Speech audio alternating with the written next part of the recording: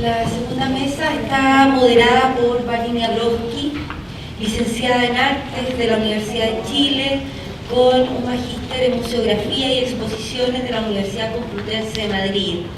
Varinia actualmente es, no sé si eres directora, jefa, siempre me equivoco, coordinadora del área de artes visuales del Consejo. Y en su actancia, hablando de diagramas, ¿no? Es que nos pareció interesante que ellas estuvieran no moderando, porque ya se habrán dado cuenta, no son moderadoras, coordinando y también como una voz interesante en esta segunda mesa. ¿Aló? Ahí sí. Gracias, Carolina. Bueno, primero que todo agradecer la invitación a las personas que conformamos esta mesa dentro de este seminario, al Museo Violeta Parra, Cecilia, su directora, por acoger también este espacio de reflexión vinculado a las prácticas de artes contemporáneas.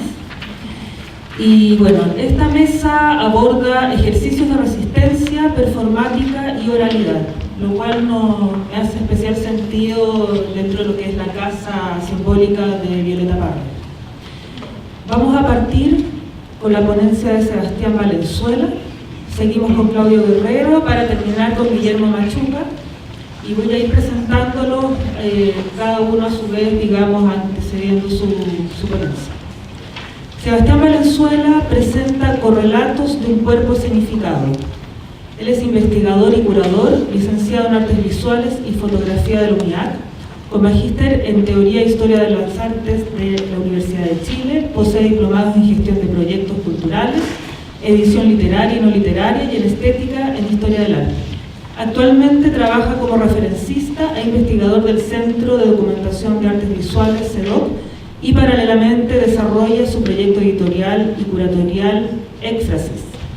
Los últimos años, sus investigaciones y curatorías abordan principalmente estudios sobre recepción de imagen a través de archivos, performance y las prácticas curatoriales.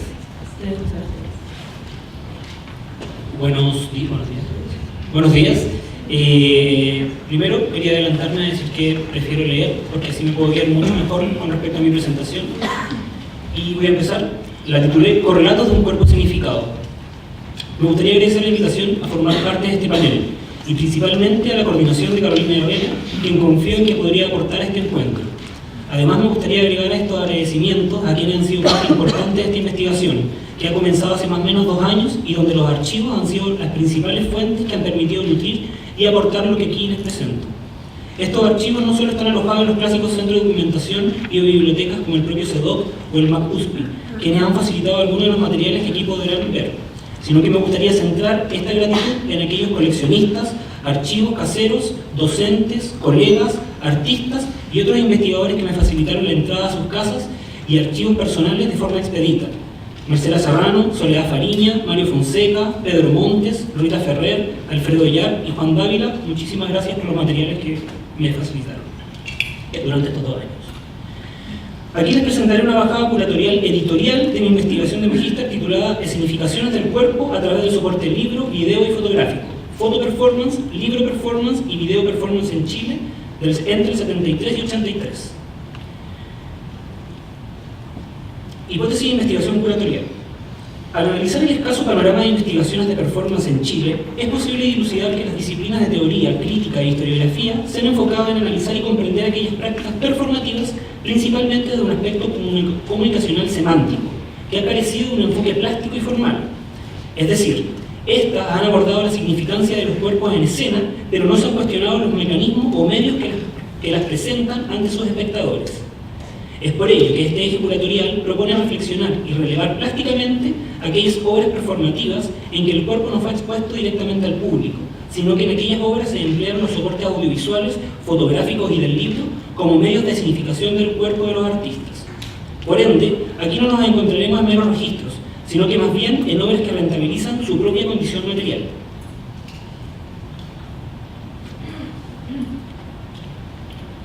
Contextos, reflexiones y casos. Concurso de la Colocadora Nacional de Valores. Para esta investigación fue posible relevar por medio de diferentes eventos, concursos y festivales el aporte de ellos a la producción de obras que abordaron el cuerpo a partir de su propia significación por medio de otros soportes. Un ejemplo primordial para la investigación fue el concurso de la Colocadora Nacional de Valores, el cual se transformó en una de las primeras iniciativas en alojar producciones vanguardistas que empleasen la tecnología del video y la fotografía. Dentro de sus versiones se mostraron obras como Autocríticas de Marcela Serrano, A Chile de Elías Adasme, Estudios de la Felicidad y obras sin título de Alfredo Yar, Cruz del Sur de Gonzalo Mesa, entre otras. Una de las claves que me permite apoyar dicha hipótesis fue el cambio de las líneas del concurso que se efectúa entre la tercera y cuarta versión, donde la línea de gráfica y dibujo se titularía posteriormente solo como gráfica. Esta línea permitiría cobijar aquellas obras de mayor experimentación a través de nuevas tecnologías. Festival Franco-Chileno de Videoarte. Otro evento de suma importancia correspondería al Festival Franco-Chileno de Videoarte, el que se inicia en 1981, transformándose en una de las primeras plataformas que da cabida a la exhibición y presentación del videoarte en Chile. Además de transformarse en un evento que incentivó la producción de video, permitió la incorporación de escritores y poetas, como por ejemplo Raúl Zurita, Soledad Fariña, Diego Maqueira, y además de que artistas se interesasen por este medio, por ejemplo Mario Fonseca, Eugenio Ditko, entre otros. Aquí me gustaría enfocarme principalmente en una de las acciones más rupturistas de todas las versiones del Festival Franco-Chileno, el cual correspondió al cuerpo correccional de Carlos Lepe, quien no solo presentó los videos de las cantatrices, sino que a ello sumó una performance o acción corporal donde el aparato televisor jugaría un papel fundamental desde su concepción conceptual y material. Video y fotoperformance en un contexto dictatorial.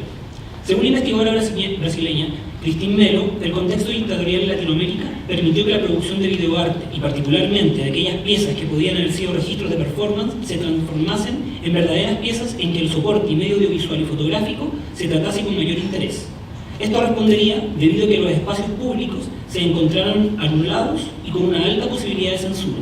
Por lo tanto, según su hipótesis, dicho contexto se caracterizó por generar obras con un cierto alineamiento tanto técnico como conceptual, en que la relación cámara, cuerpo, ojo sería mancomunada. Modificaciones museográficas. Debido al gran relevo que han realizado curadores e investigadores nacionales e internacionales por obras producidas durante la dictadura militar en Chile, existe un conjunto de obras que continuamente se repiten en las exposiciones en diversas ocasiones. Pero en ellas existe una gran diferencia que devela lo que aquí he propuesto como una ausencia del carácter plástico de las obras, donde se ha privilegiado puramente su carácter conceptual. El ejemplo más notable de ello ha sido la pieza El Perchero de Carlos Lepe, la cual en primera instancia, en el 75, fue presentada en la Galería Módulo y Formas, en un verdadero perchero, permitiendo entender el cuerpo triplicado de Lepe como un cuerpo denso y matérico. En presentaciones posteriores, como por ejemplo Perder la forma humana en Reina Sofía o en el cuerpo de Lepe en Spy Visor, las fotografías son dispuestas de forma plana, como pueden ver en la imagen del PPT. No tienen mayor porosidad ni densidad plástica, que complementa de sobremanera el cuerpo material de Lepe. Estos pequeños núcleos que he expuesto ahora son los que articulan mi hipótesis de trabajo y la siguiente selección de obras a una curatoría ficción que estoy proponiendo. En este momento curatoría ficción, pero en algún momento espero que sea montada. Eje curatorial. Aquí se expondrán dos principales ejes curatoriales, los cuales poseen pequeños hitos o lineamientos dentro de ellos. Particularmente me enfocaré en algunas de las obras que aquí expuestas con el objetivo de mostrar materiales que poseen una alta complejidad de acceso. De hecho, muchas de ellas fueron expuestas en una sola ocasión y aquí ustedes presenciarán luego de 30 años la primera revisualización de estas obras. El primer núcleo está enfocado en agrupar aquellas piezas que poseen una narrativa claramente autorreferencial, por medio del autoconocimiento, la autocrítica, el autorretrato, entre otros factores que principalmente se caracterizan por un alto contenido ritual a través de las acciones mediadas por el soporte fotográfico y del video. Me gustaría aclarar que debido al tiempo, solo haré una pequeña pincelada que permitirá contextualizar curatorialmente una narrativa que propongo a partir de las obras. La pieza Autorretrato de Guillermo Núñez del 66 se expresa la posición de un yo frente a la guerra de Vietnam. A ello incorpora una radiografía torácica del propio artista y un autorretrato. En la pieza Manifiesto de Pedro Lemebel en el 87, Fotoperformance se elabora en conjunto con conocido manifiesto Hablo por mi diferencia, expuesto como una intervención en un acto político de izquierda en el 86. En esta curatoría ficcional que les he comentado, aquí les presento propondría relevar paralelamente a esta imagen la voz del MBL, la cual emplea la tecnología de grabación sonora para exhibir la performatividad de su voz. Dentro de las obras revisadas es posible hallar constantemente trabajos en que la imagen era performativizada como acto de autoconocimiento, que en muchas ocasiones finalizaba en una intervención o anulación. Por ejemplo, en la obra Autorretrato 1, 2, 3 y 4 de Mario Fonseca, Video Performance, de 1981.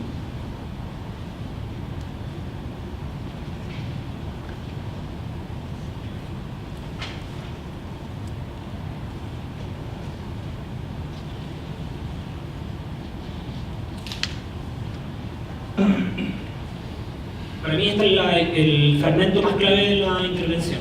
De hecho, es una intervención sobre una obra de Alfredo Villagra.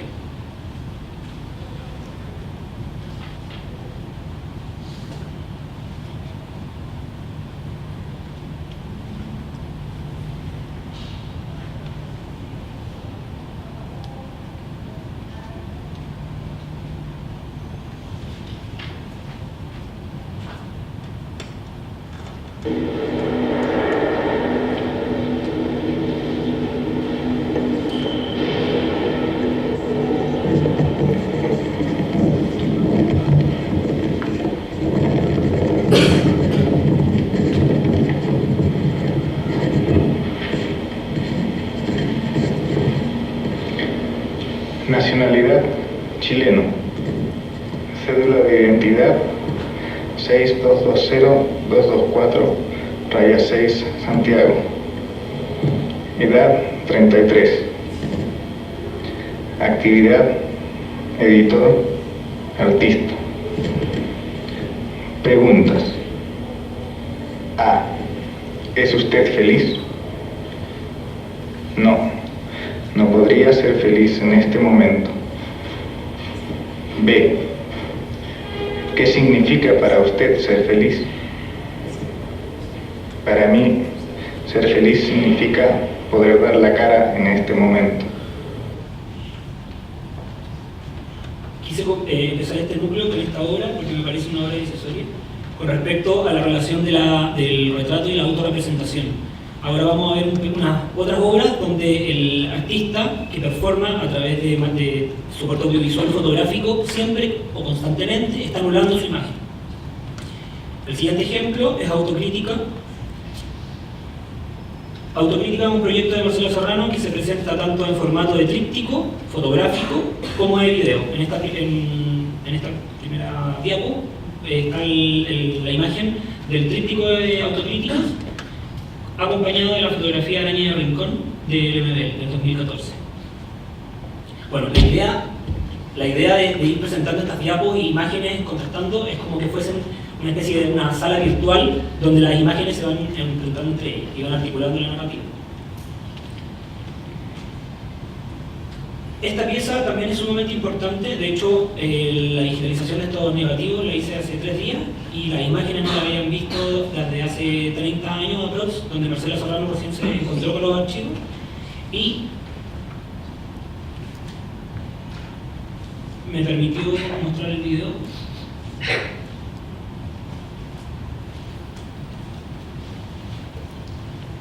Existen muchas imágenes de la intervención de Marcelo Serrano en el 79, donde son en blanco y negro, pero acá les voy a mostrar la intervención a color del cuerpo de Serrano. Lo que ella va haciendo es, a través de pintura blanca, se va anulando, o en mi lectura, que va anulando su propio cuerpo. De la misma forma que Fonseca, que desaparece y nunca presenta el rostro, en el caso de Serrano, la anulación es a través del material pictórico.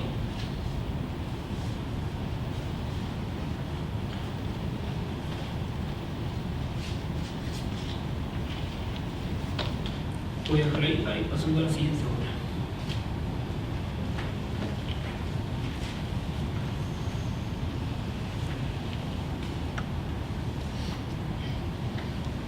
Bueno, en esta diapo se ve también la instalación cómo fue montada.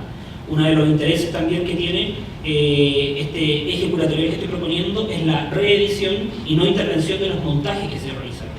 Más adelante, y como mencioné con el caso del EPE, la mayoría de las exhibiciones actuales toman de una forma fetichizada la imagen que está contenida en la obra y y anulan su forma de exhibición, que es, según mi perspectiva y como vengo y trabajo desde el archivo, es una de las características mucho más importantes. Otro de los núcleos es el carácter ritual. Se manifiesta en obras como, por ejemplo, en Mantenerse Juntos, video performance de Camiroaga, en No Puedo Más, intervención que hace su hija sobre su rostro, cortándoselo, en el 79. Y otro elemento rescatado que puedo encontrar es en la publicación o libro performance, como la definí en mi investigación, es la publicación Deodora del 83, donde Marcela Serrano trabaja la imagen de la histérica freudiana haciendo una lectura en un libro.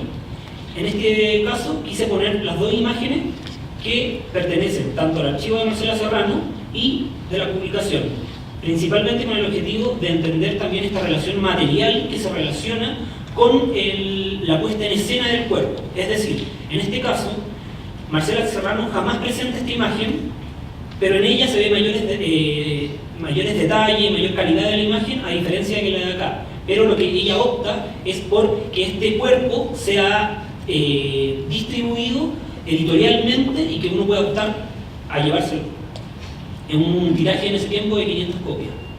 Este es otro ejemplo donde el recorte de la muñeca lo pone en la página y posteriormente lo pone en la siguiente, pero con la transparencia y la posibilidad que te entrega el formato libro, se ve la transparencia de ella. Es decir, a través de una imagen fotográfica se generan dos páginas, dos posibles páginas.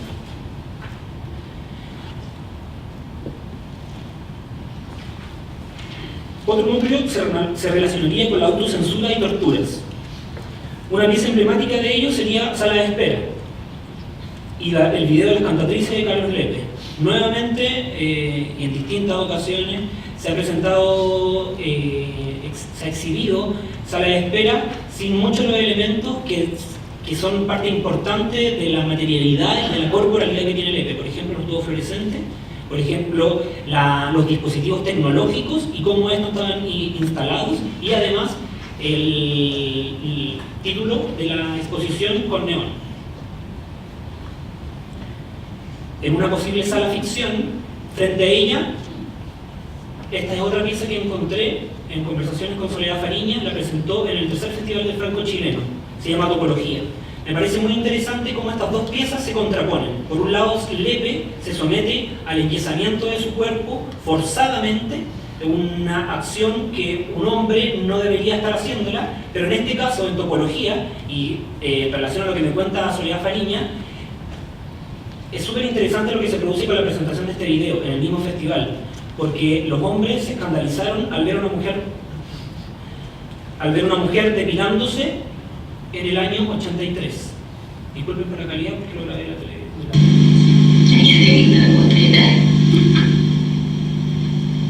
Como apéndice un poco, también me gustaría mencionar de que es súper importante en trabajos como Topología de Soledad Fariña y En el día que me quieras, son dos video performance que no existe el material concreto ni en bruto, porque estos materiales solamente son las cámaras de los artistas las que yo puedo exhibir en este momento, porque en ese tiempo lo que se grababa era el audio y lo que estamos escuchando era el diálogo entre Diamela Petit, que era quien grababa, y Soledad Fariña diciéndole: anda depilándote de esta manera, hazlo de esta otra, ponle el zoom, rentar. Es todo el guión y la articulación de cómo se emplea el soporte audiovisual a través del video.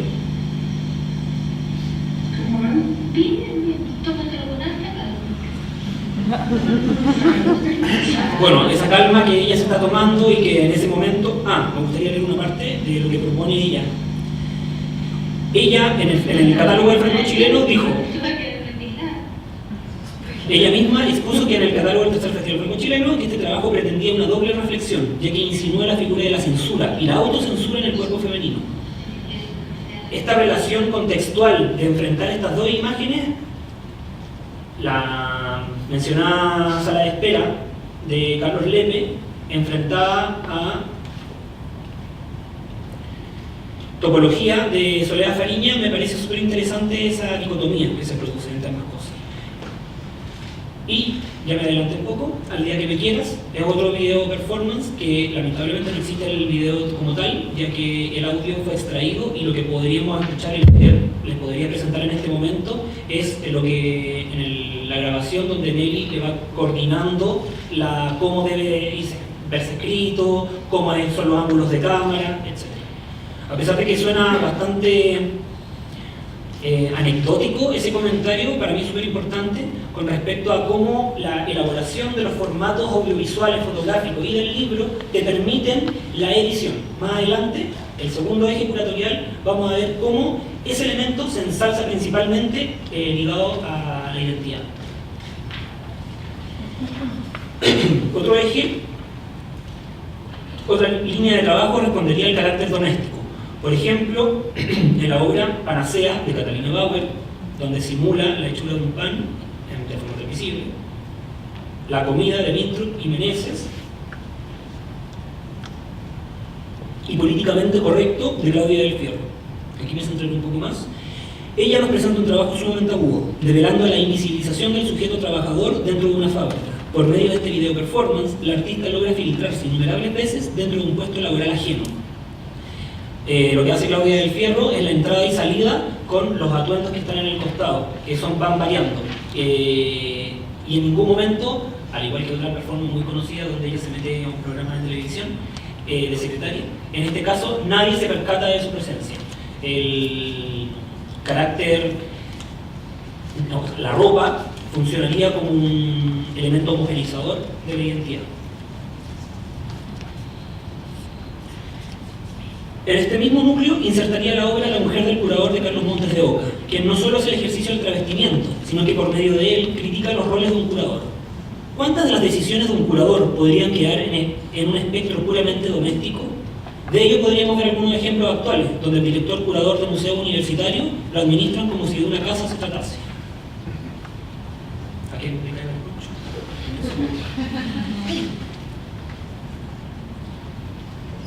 Dentro de este mismo núcleo es posible encontrar obras que dialogan con cuestiones identitarias, territoriales y de migración. Por ejemplo, en la conocida pieza Bajo sospecha de Leonardo Yersun, la que trabaja con aquella matriz identitaria que poseemos culturalmente y cómo ésta se impone en nuestra propia idiosincrasia. En el trabajo Cruz del Sur de Mesa observamos un trabajo más tautológico, en que a través de un complejo dispositivo instalativo expone fotografías, videos y materiales que disponen el cuerpo como una cruz geolocalizadora. Esta es otra pieza que también joyita que quería ver. En muy pocos catálogos apareció esta imagen que vemos en este costado, donde está en blanco y negro, y con la facilitación del archivo de Marcela Serrano logré dar con la fotografía en formato color del paisaje de la pintura chilena. Aquí vemos a Marcela Serrano travestida como yagana. Por un lado se encuentra la imagen sin intervención, y que por otro es posible hallar una comparación directa entre las imágenes de Martín Gusinde, las que están acá, de Martín Gusinde y el artista. Me gustaría dejar en claro que esta pieza no se expone desde el 83, la cual ganó una pequeña mención de gráfica en un salón de artes. Dentro de la misma sintonía podemos hallar el trabajo La Araucana de Elías Adasme, quien presenta este trabajo como parte de una serie de intervenciones por medio de la fotografía y su cuerpo, donde lo analoga y complejiza como el territorio chileno. Dentro de este eje podríamos incorporar la obra Panorama de Santiago, la cual por medio de una cita a la pintura chilena, el artista Carlos Altamirano se somete a la clásica estructura del ojo cámara. Por lo tanto, la manipulación del aparato que reproduce la realidad, a su vez, devela la performatividad del cuerpo de Altamirano. Para el final de este núcleo quise dejar dos trabajos muy importantes para esta como para otras curatorias que he realizado. Por un lado se encuentra el video performance Le solucionamos un problema de visa de Claudia Aravena, quien se somete a un nado eterno, en loop, en que nos proyectaría la búsqueda de un territorio. La observación de estas piezas transmite el agotamiento de las migraciones por medio de la fatiga corporal a la cual se enfrenta el artista. Aquí también me gustaría hablar, para centrarme un poco más en lo que he comentado, del carácter formal de los cuerpos. Que esto sea una video performance permite generar el loop, y ese loop simboliza también el agotamiento y la fatiga del cuerpo, cosa que trabajaba Lepe utilizando otras estrategias.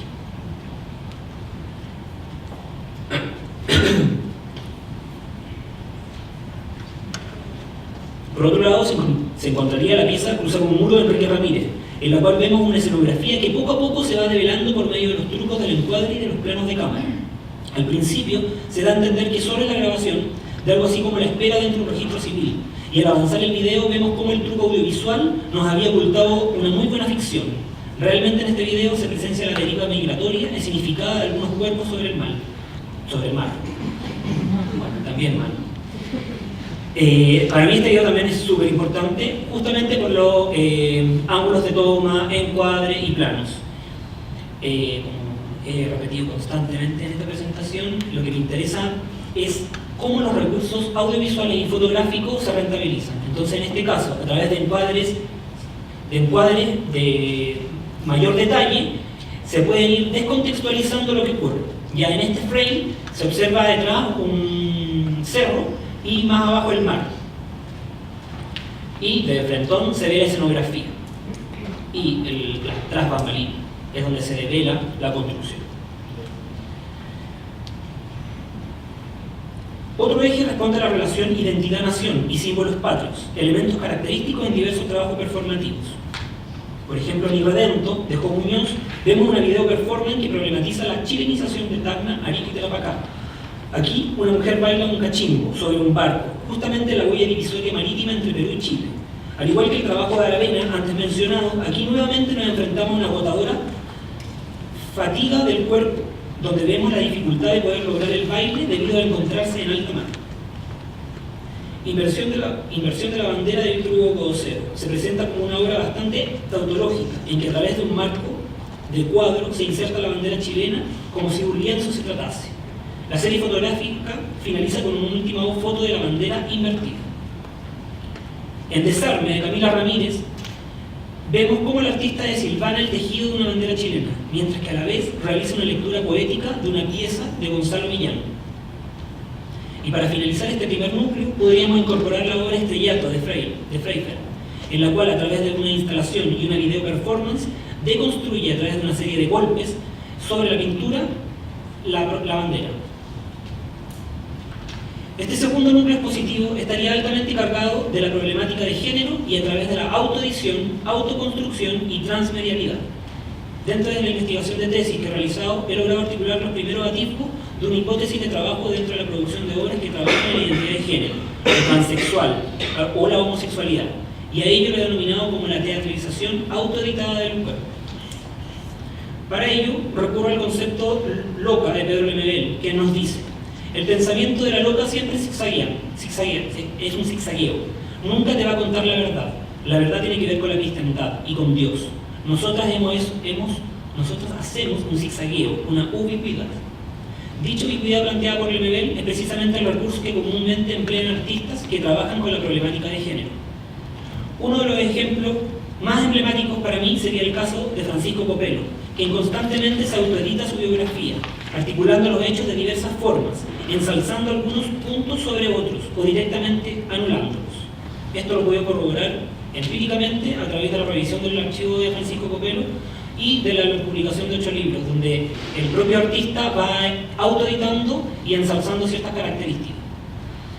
Esta hipótesis la trabajé con mayor detención en la pieza Calendario de Copelo, en la cual el artista nos muestra una multiplicidad de personificaciones por medio de 12 poses fotográficas. Tanto en esta obra como en gran parte de las que articulan este segundo núcleo, podremos ir percatándonos que la pose, el travestismo y el maquillaje se articulan como herramientas propias para la construcción personal de una performatividad personal. Este archivo lo recuperé en el archivo MacCuspy, donde fue la única vez que se expuso la obra Calendario, elaborada en el 73, y que sufrió una pequeña ruptura, debido a que la mayoría de las fotos las tomó Luis Poirot y después las tomó Bren Antonio debido al autoexilio de Francisco Copelo. Como vimos en la primera imagen, el calendario responde a un típico calendario que por el lado está una de las teatralizaciones de Copelo y por el otro lado el calendario. Dentro de la misma sintonía es posible encontrar la serie fotográfica Lo que el SIDA se llevó de las yemas del Apocalipsis. Dentro de esta variedad de imágenes es posible encontrarnos con diferentes personajes que son posibles de observar gracias al medio técnico que las posibilita. Lemebel, en el catálogo de esta exposición, titula la serie como Álbum de pose. concepto que articula gran parte de las imágenes propuestas para este núcleo. Estos son ejemplos de la serie de lo que se llevó.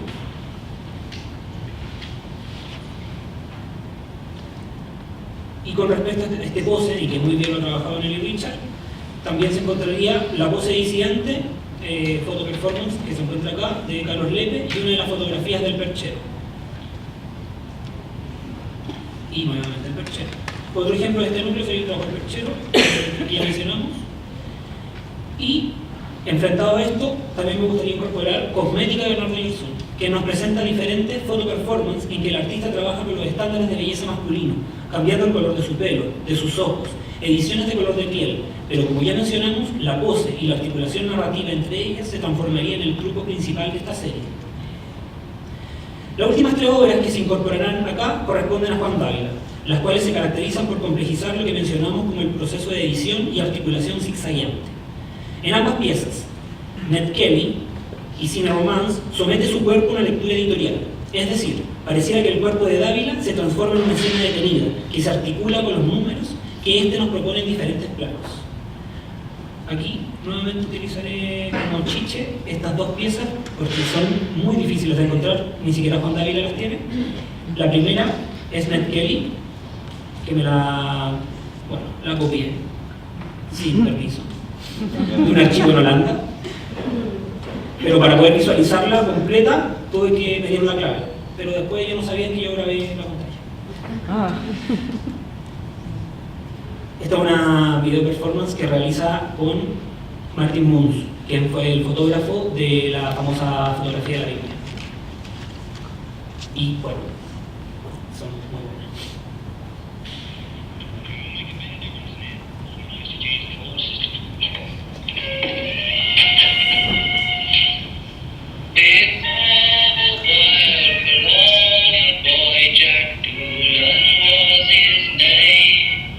A mí lo que me interesa particularmente de esta video performance es los números, esa articulación. Más adelante vamos a ver a través de los formatos del libro cómo el número articula la narrativa que no es secuencial en el caso del video.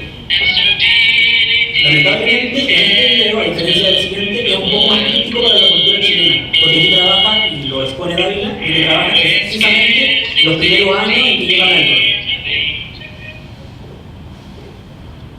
En honor al tiempo, dejaré eso ahí y mostraré Cine Romance. Y en este caso es con Rolando Caputo.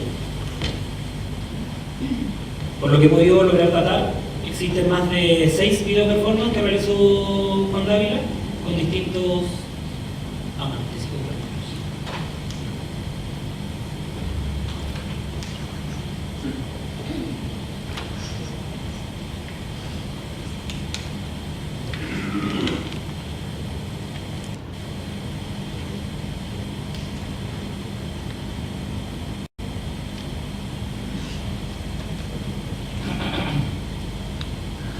También otro elemento que me llama mucho la atención específicamente de este es la relación que tiene con la fotografía, porque en la fotonovela, que es uno de los soportes que trabaja mucho Juan Dávila, se ve la imagen en formato Kiko, pero la mayoría de este video en Cine Romance, las imágenes, a pesar de que sea video, igual no tienen mayor movimiento.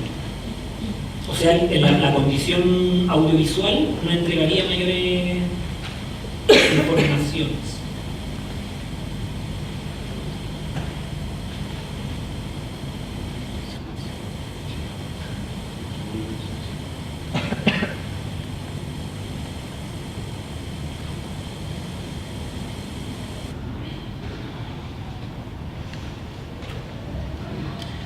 Dentro de esta misma sintonía y con un gesto inverso, en The Kiss of the Spider-Woman nos presenta una similar narrativa lectora, pero en formato de revista.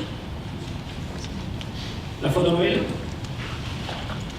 donde Juan Dávila se transviste de la mujer araña. Dentro de este segundo eje también hallamos una extremada problematización de los imaginarios religiosos. Por ejemplo, en Del Carmen Bella Flor de Pedro Lemebel, donde performatiza su cuerpo a través del imaginario de la Virgen del Carmen, o en la foto performance de la Biblia, donde Dávila se transviste de víctima de reina. Otro elemento interesante también es cómo Dávila utiliza la misma imagen de la Biblia en distintos formatos, en distintos soportes. Esto corresponde al archivo de Rita Farrell, una obra de ella, donde Juan Dávila interviene en distintas situaciones. Esta es una de las fotografías donde interviene en distintas situaciones la inserción de esta fotonovela haciendo un contraste, claramente acá en un lugar donde hay una víctima. Y esta es la famosa libro performance, fotonovela o como se quiera denominar.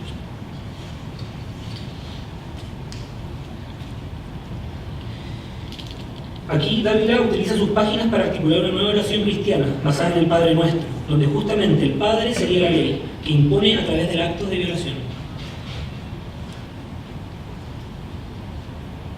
Y con esto pasa inmediatamente a la relación de las pietades, otro imaginario que trabaja mucho Dávila.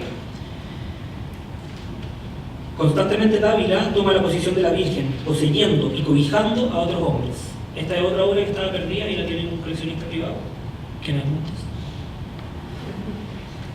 Este es otro registro también de un catálogo donde Dávila también utilizó a través de un collage y haciendo referencia directa a Dick, otro que trabaja la piedad. Por último nos enfrentamos al video Casa Particular, el cual contiene un fragmento dedicado a la creación de una última cena travesti. Por medio de efectos audiovisuales se traslapa la imagen real de Da Vinci con la última cena travesti.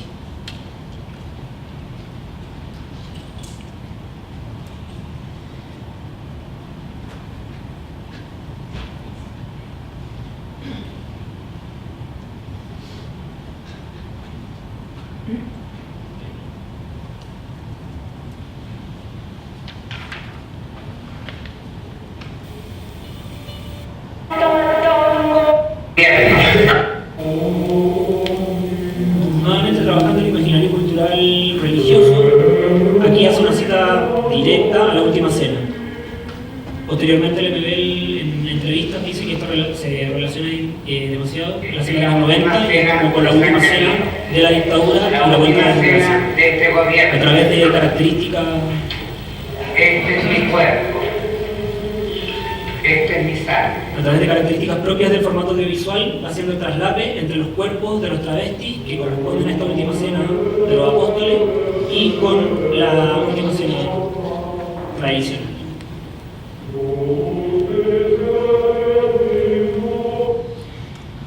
A esta curatoria ficción le aplicaríamos un bonus track, que es lo más importante para mi visión, que son los archivos. Enfocar en el relevo de los cuerpos escenificados por medio del soporte editorial, como los libros, revistas y otros. Aquí un pequeño paneo de publicaciones donde sus portadas respondían a foto performance o registros de video performance. No son performance, sino que fueron mediadas a través de los soportes fotográficos y audiovisuales. La mayoría son de Lemebel,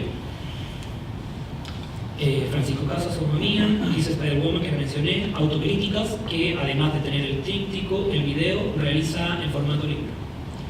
Es súper interesante cómo la mayoría de las producciones corporales que emplean nuevas tecnologías utilizan constantemente diversas metodologías de trabajo. Yo creo que los artistas más importantes en ese caso es Juan Dávila, Carlos Levy y Marcela Serrano, que por un proyecto trabajan en distintas modalidades, por ejemplo el libro performance, la foto performance y el video performance.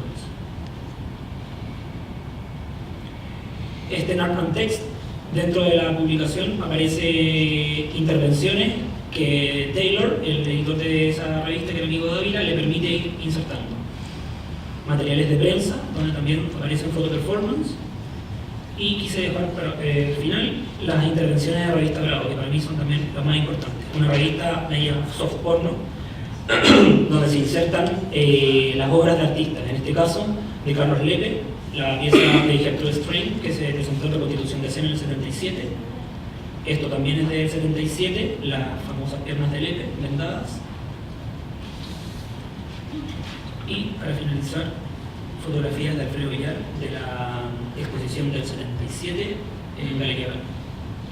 financiada por María Fonseca. Eso nunca se menciona. María Fonseca es otro de los que nunca se menciona. Para finalizar esta presentación, he querido articular una narrativa curatorial que abogue por los encuentros y desencuentros temáticos y formales entre un conjunto amplio de obras. Gran parte de las piezas aquí expuestas han sido erróneamente montadas desvinculándose con sus propios archivos, que podrían permitir una significación idónea. Es por ello que podríamos concluir que esta línea curatorial se ha caracterizado por pretender llevar a cabo narraciones que releven tanto el carácter plástico como conceptual de cada una de las obras.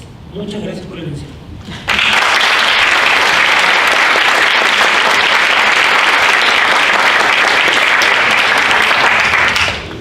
Gracias, Sebastián. Les recuerdo que pueden hacer preguntas, en sus carpetas están los papeles, por favor, letra legible. Vamos a presentar ahora a Claudio Guerrero con la ponencia crítica de la razón curatorial o la curatoría como un juego de roles. Estudió Historia del Arte en la Universidad de Chile y realizó un diplomado en edición en la Universidad Diego Portales. Ha dictado cursos, seminarios en la Universidad Arcis, Diego Portales y Andrés Bello, y ha desarrollado proyectos de investigación en historia de las artes visuales, el cine y la música. Es coautor del libro Del taller a las aulas, la institución moderna del arte en Chile, 1797-1910. Participó en el comité editorial de la revista Punto de Fuga entre el 2007 y 2008 y ha editado diversos libros y catálogos de exposiciones. Ha curado además muestras de arte contemporáneo en Chile, Argentina y Bolivia, y participó del colectivo Galería Temporal entre el 2012 y 2014. Gracias, Marina. Gracias también a la organización de este encuentro. Creo que hay un acto de convicción y porfía que no es común, digamos, que los auditorios para artes visuales estén así de llenos de lunes, de temprano. Así que creo que hay un logro importante y también de la gente que ha sido convocada para esto. Lo que voy a hablar trata más bien es un estudio de un caso, de una curatoría, y está asociado a una serie de hipótesis acerca de lo que sería o no una curatoría o acerca de lo que sería o no una investigación curatorial. Creo que es súper interesante que ese ha sido de alguna manera el hilo conductor de la mayoría de las ponencias, o de todas las que se han presentado hasta el momento, digamos, la idea de curatoría como investigación, y en ese sentido está enfocada esta ponencia. ¿Cuáles son algunas de las hipótesis que vamos a trabajar? Primero, la idea acerca de qué es una investigación. Antes que ser curador, me formé como investigador y hasta el día de hoy sigo preguntándome qué significa la investigación. Y ahí hay una hipótesis bien importante que me ha sido muy influyente en mí, que es un texto muy lindo de Teodoro Adorno, no sé si lo leí, que se llama El ensayo como forma.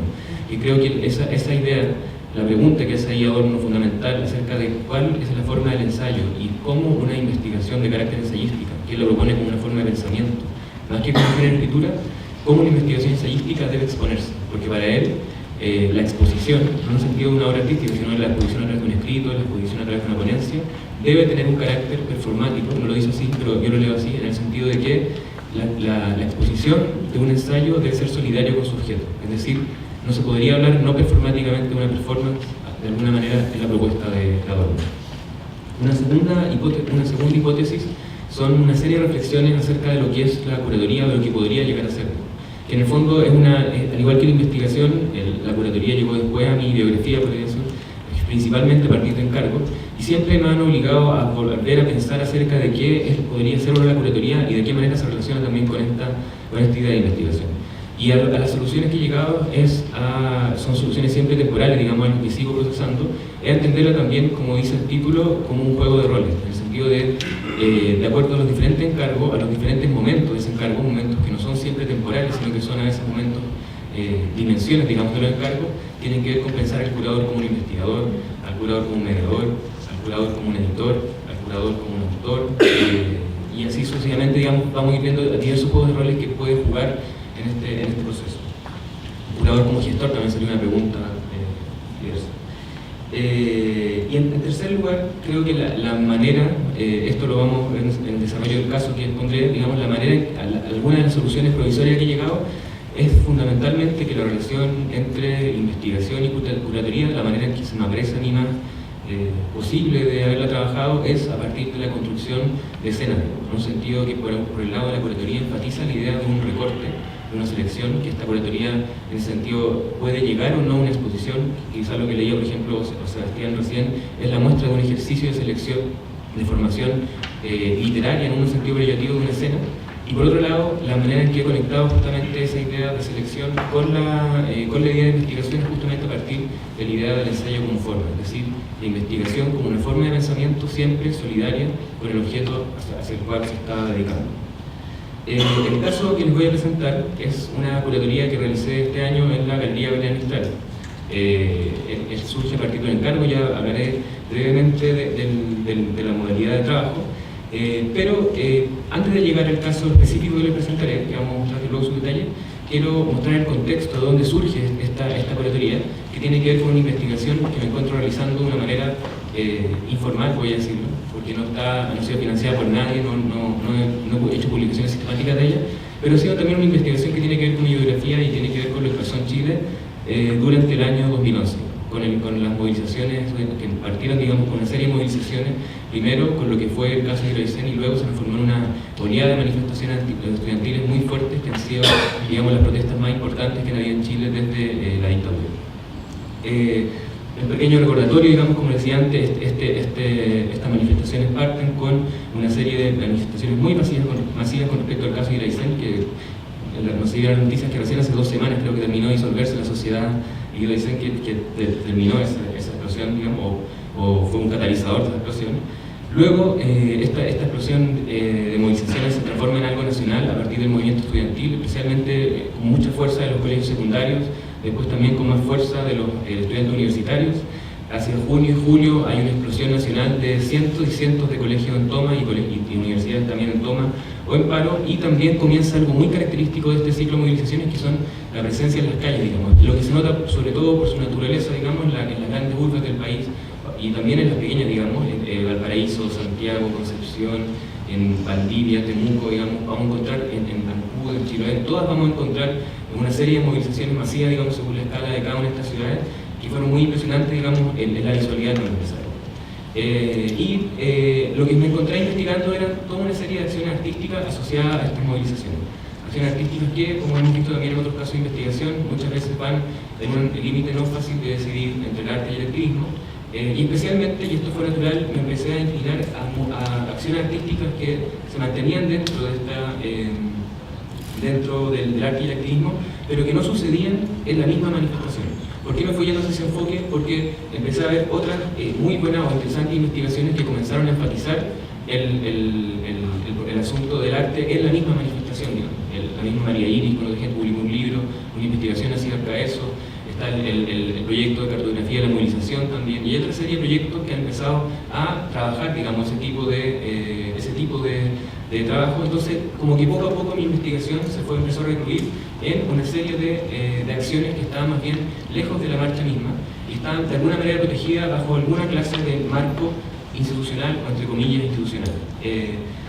Esto me interesa mucho también que me hayan editado, digamos, la mesa de oralidad, porque en el fondo, como digo, fue una investigación informal que fue partiendo de cosas que fueron saliendo, digamos, de cosas que me fueron contando, de acciones que fui sabiendo, y especialmente también acerca de lo que son un nuevo medio, podríamos decir, de oralidad, o algo que está entre medio de la oralidad y la formalidad del documento, que son también las redes sociales. Recordemos que una determinación muy importante de las movilizaciones del 2011 es que esas movilizaciones eran eventos de Facebook, y la información circula de esa manera, e información que incluso uno puede consultar a Facebook, y esos eventos todavía están vigentes. Uno puede ver la cantidad de asistentes, que obviamente no es lo real, de esos eventos de Facebook, de esas marchas todavía en el asunto, y también puede ver alguna de las acciones artísticas asociadas al 2011 también en los eventos de Facebook. De todos los casos que he ido detallando, hay un caso que me ha impresionado mucho, que yo no asistí a ninguno de estos encuentros, que son los encuentros hiperreales, que son una serie de encuentros que se organizaron en un colegio en Toma. En el momento en que, un momento bastante crítico de la movilización, entre septiembre y noviembre, cuando la movilización también no estaba probablemente en su momento más álgido, sino que es un momento ya, el momento hasta cierto punto de la retirada, digamos. Si la movilización tiene su pico, podríamos decir probablemente el 4 de agosto, de septiembre en adelante la movilización está en retirada, y en ese momento en que también se producen los encuentros hiperreales. Previamente, digamos, los encuentros hiperreales tenían una idea de, en principio, digamos, algo que fue completamente fallido de alguna manera, que era de captar la atención de los medios. Ese fue el primer, de los organizadores, digamos, ese fue el primer acento. pero luego se fueron convirtiendo en algo mucho más complejo porque terminó convertido en una suerte de modelo de residencia de artistas en colegios de entorno. Como dice ahí, son 3 encuentros reales. El primero en el Liceo de Aplicación, un liceo que en ese momento se encontraba en una ruina, en lo que había sido la Universidad de la República mientras estaban remodelando el Liceo de Aplicación. El segundo, un Liceo 1, un liceo en otro contexto, un liceo emblemático, digamos, también, y con una serie, con unas instalaciones bastante bien cuidadas, digamos, una toma muy organizada. Y el tercero, el Liceo Experimental, digamos, en el Liceo Experimental Artístico de Noviembre, que también en un colegio que en ese momento se encontraba una ruina, que estaba en toma mucho más que el resto de los colegios, duró mucho más tiempo, porque en el fondo los alumnos tenían su propia agenda respecto a la toma, en que querían, digamos, instalaciones nuevas para el colegio, porque el suyo se encontraba arruinado desde el año 2010 con el terremoto. En estos encuentros, digamos, se partió, como decía, un modelo expositivo, de exposiciones sala por sala, una sala para cada artista, y esto fue variando, como decía, un modelo más de residencia. En el primer real, por ejemplo, un artista que se presentó como anónimo, presentó una serie de estudios sobre la ilegalidad, que presentaba una serie de robos a supermercados y otras tiendas, digamos, que también era interesante porque tenía mucho que ver con la misma naturaleza de supervivencia que tenían los alumnos en toma, y muchas veces no tenían ni qué comer ni dónde conseguir dinero para mantenerse. Recordemos que en invierno las condiciones de las tomas muchas veces eran bastante duras. Este fue el montaje, digamos, de los estudios sobre la ilegalidad.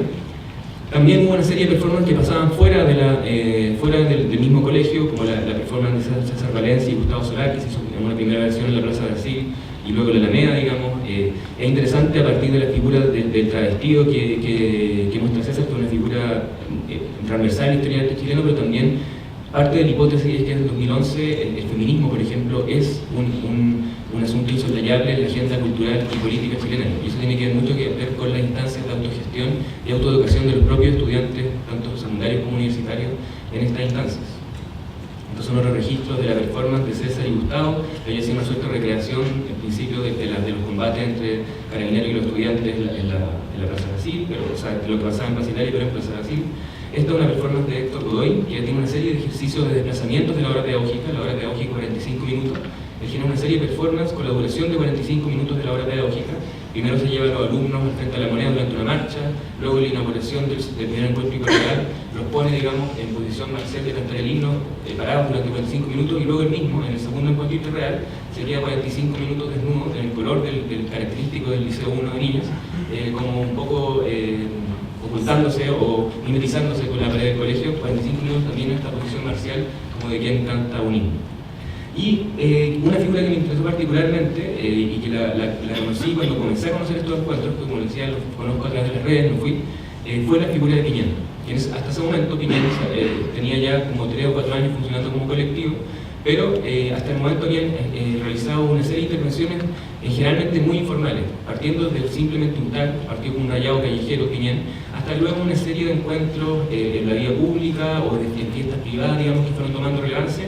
Y probablemente en el segundo encuentro hiperreal, la primera vez que Piñén hace un ejercicio más formal de exhibición en una de las salas del colegio, en el cual ellos exhiben una instalación con un video que se llama Expropiación, las semillas nuestras, que consistía en una acción en que ellos registraban un video en la cual expropian flores asociadas a los monumentos públicos y avenidas importantes de Santiago, de la Plaza Baquedano, etcétera, de la Alameda, y el video muestra cómo ellos se las llevan en bicicleta luego al colegio junto con los alumnos, con algunos alumnos y algunos amigos de ellos, y se las van llevando al colegio luego para exponerlo. Y esto se exhibía junto con los cajones con las flores formando la palabra Piñén y el video proyectado sobre las mesas modulares del liceo.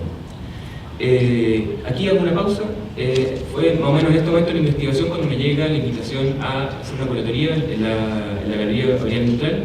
La curatoría me llega hasta cierto punto en condición de autor, en condiciones para algunos pueden ser ideales, digamos, porque se me da absoluta libertad acerca de quién quiero invitar o quién puedo invitar, artista vivo, muerto, chileno, latinoamericano, uno o varios. Y en ese sentido, la primera interpelación curatorial que recibo es una interpelación autoral. Y hasta cierto punto para ejercer, obviamente, una curatoría en un sentido de mediación, porque tengo que convocar a otros, vivos, muertos, archivos o obras, digamos, a trabajar en la galería. Lo primero que hice fue un ejercicio de también analizar qué es lo que había pasado, digamos, durante la galería, durante los años que estaba trabajando, que eran los años 2011 para adelante, y qué también podía yo aportar, digamos, a esa edición. Me di cuenta que en general, por ejemplo, una galería siempre implica una selección, una curaduría, y toda selección implica dejar algo fuera, digamos, que Eso no es un asunto dramático, sino que es un asunto de la condición de la selección, ¿no? En primer lugar, la mayoría de las exposiciones en 2011 hacia adelante habían consistido en instalaciones, en el sentido de objetos que se montan en una exposición, y la mayoría permanece más o menos iguales hasta el momento en que son desmontados.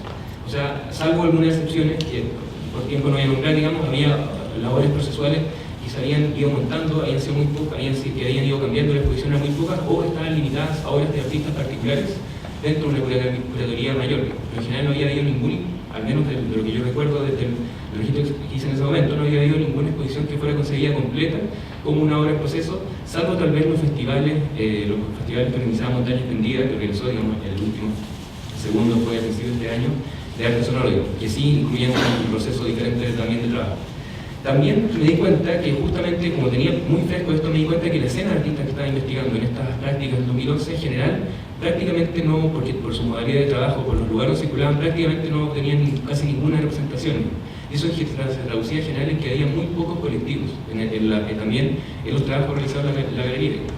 Los colectivos son siempre obviamente una figura hasta cierto punto incómoda para la institución, especialmente colectivos que asumen muy radicalmente la idea de una autoría colectiva. Por ejemplo, en el caso de Piñén, ellos, tanto en sus registros como en sus firmas, nunca, ni en sus sitios, ni en sus publicaciones, nunca va a ver quiénes son los nombres de quienes los componen, y han tenido composiciones variables.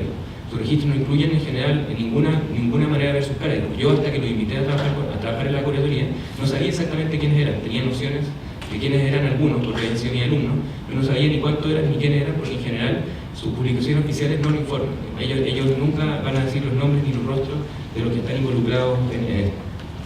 Y también, en general, algo que había notado es que respecto a la performance también eran bastante pocos los casos de performance que se habían trabajado, digamos. Por general también la performance circula por otros circuitos que son muchas veces muy marginales, digamos, los festivales de Forme, los festivales de activación autónoma temporal, la escena fractal, festivales que se organizan en diferentes ciudades del país, a veces con muy, por decirlo algunos, digamos, con muy escasos recursos o con una difusión en circuitos que a veces no son tan abiertos a todos o no llegan fácilmente a los medios, digamos. Entonces también es natural que ese tipo de escena podía con más dificultades traer.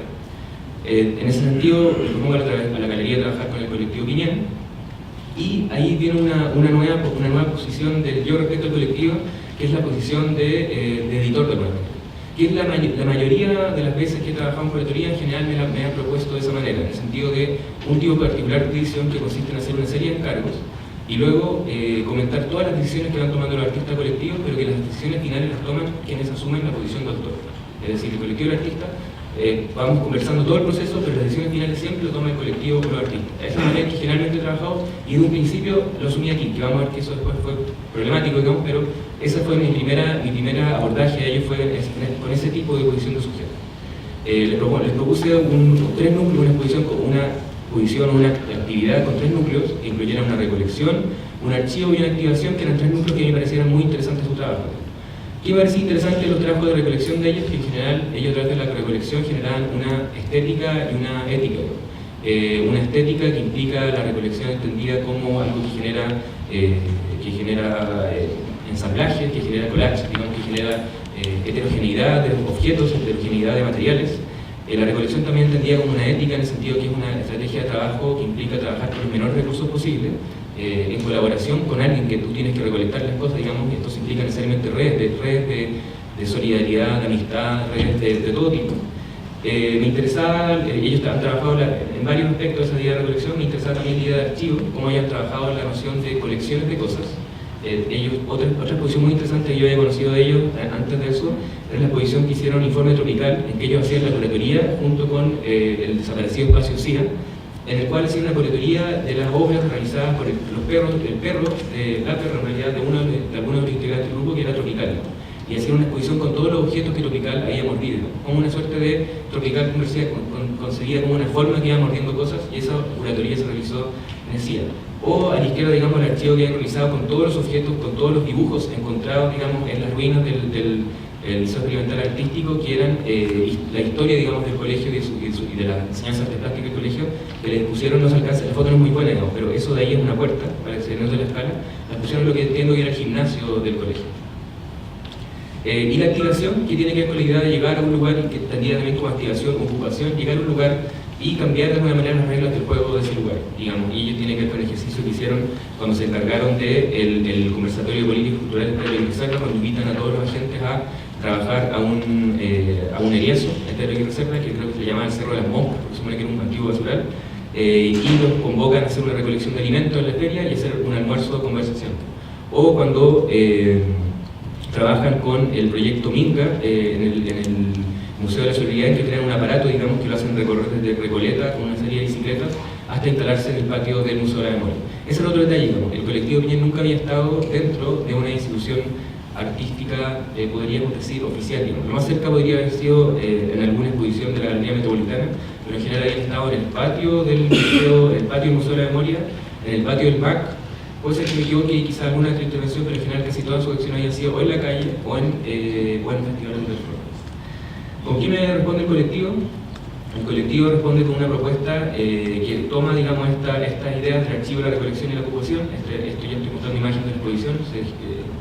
Dibujamos un diagrama, digamos, en la última, al momento del montaje, un diagrama que, un poco en la lógica también de la autoría diluida, está hecho con las letras de todos, digamos, incluyendo la mía, que es un momento que también, el momento del montaje y de trabajo expositivo, cada vez me empiezo a transformar menos quizá en un curador y más un integrante temporal, podríamos decir, del colectivo.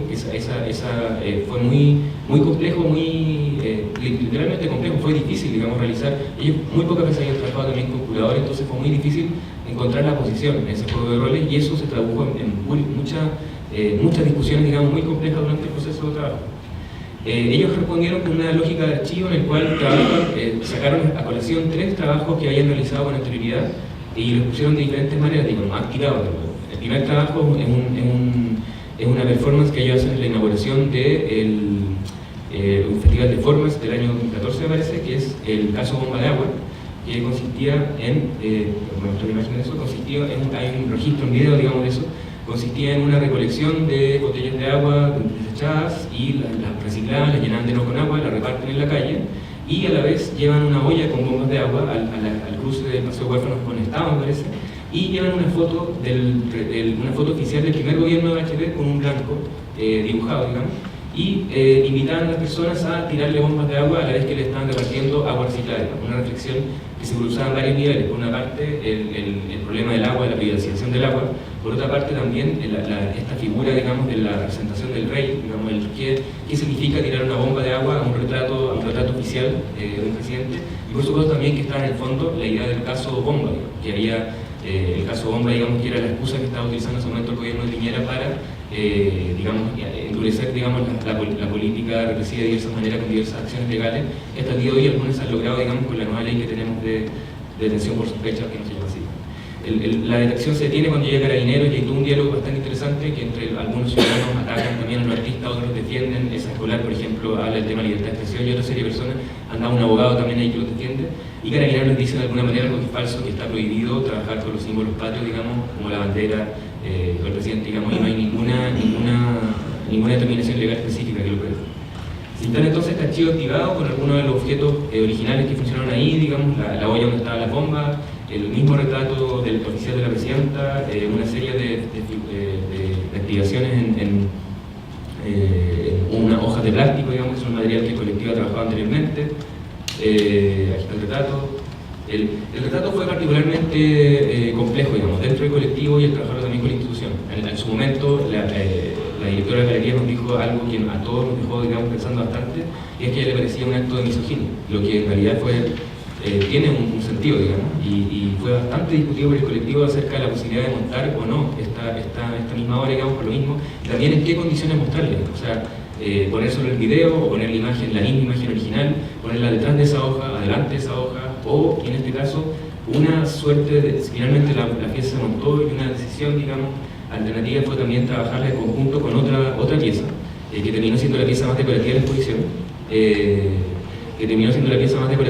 que de hecho alguien muy X pasó por ahí y tuvo una serie de intentos de comprar la pieza del colectivo y finalmente de hecho se negaron, digamos, que era un video en que corrían los retratos de los presidentes. Voy rápido porque están hablando de los tiempos. Y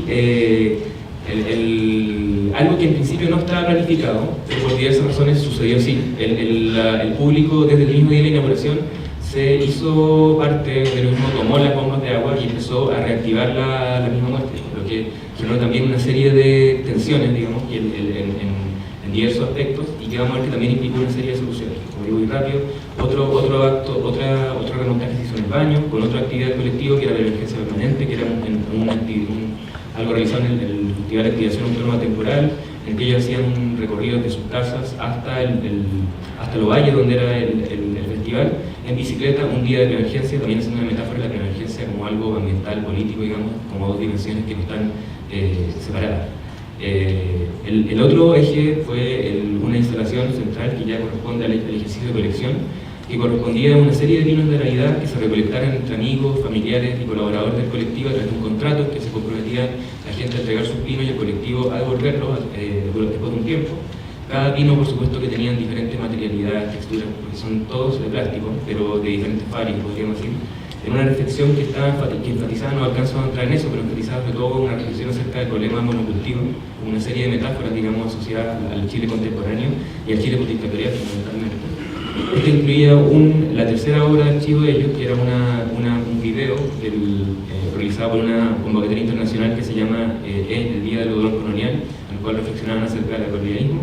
Y el tercer eje, que mostraré muy rápidamente, es el eje que quizás fue el eje principal de trabajo, que es lo que fue la activación, que le llamaron el Centro de Operaciones, que consistía en un espacio debajo de los pinos, en el cual se invitaba a diversas personas a trabajar, y a partir del cual que era un lugar para también, toda la exposición un poco funciona así, también como lugar para ser entretenido, pero aquí era donde más estas intervenciones funcionaban. Funcionaba a través de una serie de eventos, de convocatoria, y la invitación a una serie de artistas, digamos, de artistas y especialmente también de otros colectivos. Eso es muy interesante, ya lo que nos nombré antes. Hay una metodología muy característica del trabajo de los colectivos que generalmente cuando también llaman a otros colectivos. Y en ese sentido también la misma Galería Gabriel Mistral había sido un hito, creo yo, cuando el año 2015 para ese inicio Galería Temporal había invitado a otros colectivos a incluir la galería, digamos, que es una lógica de trabajo que Piñén también había participado, por ejemplo, con el Centro Cultural del Tricentenario que organizó Daniel Morón en el MAC, digamos, que es algo muy característico. Paso muy rápidamente por el invitado cuando termino, el colectivo argentino que primero se llamaba Papo y luego este año varió a llamarse Lala, digamos, estaba asociado a Patronal, Arte y Política y luego se independizó, con dos acciones, una realizada en Argentina y luego en Chile, a partir de un lienzo negro, y ellos vinieron, por así decirlo, a recibir, son argentinos, vinieron a recibir a esta exposición y realizaron un lienzo rojo, digamos, una bandera roja, para la marcha del aborto que se realizó durante el tiempo de la exposición.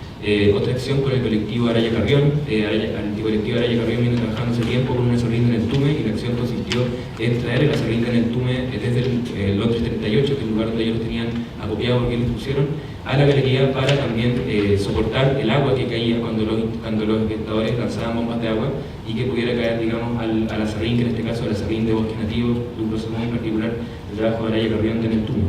También se invitó a Paula Milla y Luna Costa, que tenían hace tiempo, un año, de desarrollar un trabajo colectivo llamado El Peso de la Nación, donde invitaban a tejer, digamos, en crochet una bandera con ropa donada por inmigrantes, y en este caso la acción consistió en ir a tejerla e invitar a la gente que se quería sumar frente a la moneda, y después hicieron una ñ que pusieron después de la exposición.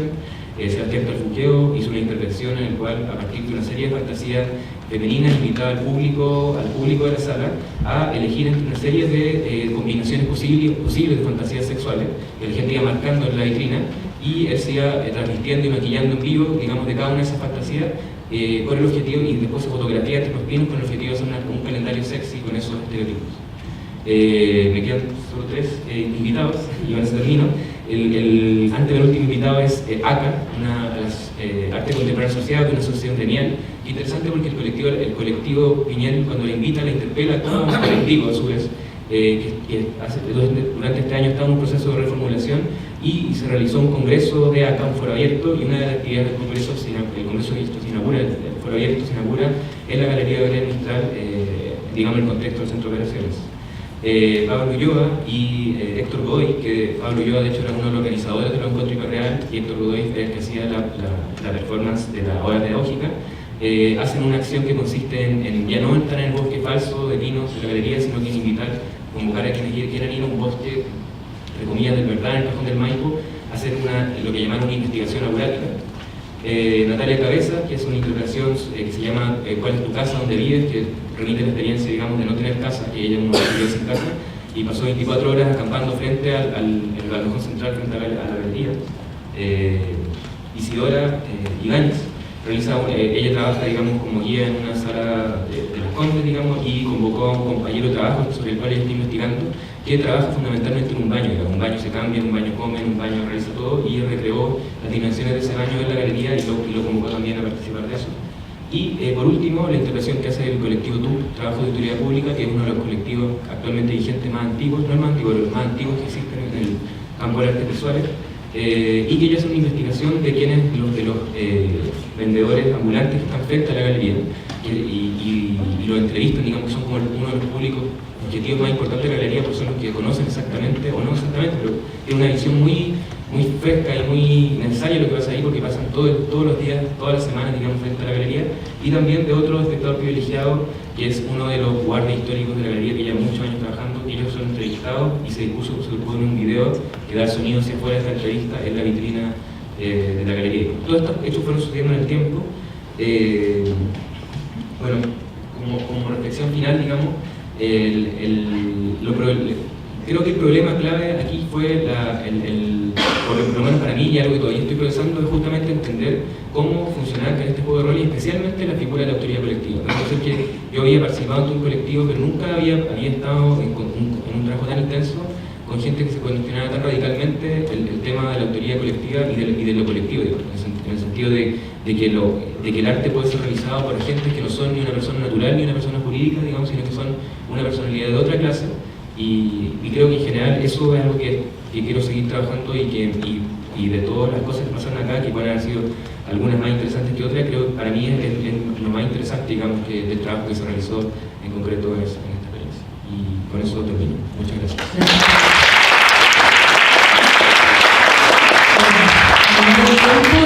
Y vamos rápido, pero sin mermar la presentación de Guillermo Machuca, a quien me es muy grato poder presentar. Él es licenciado en Arte, con mención en Teoría e Historia del Arte de la Universidad de Chile, profesor de muchos de nosotros. Se desempeña como docente en la Universidad de Chile y ARCIS.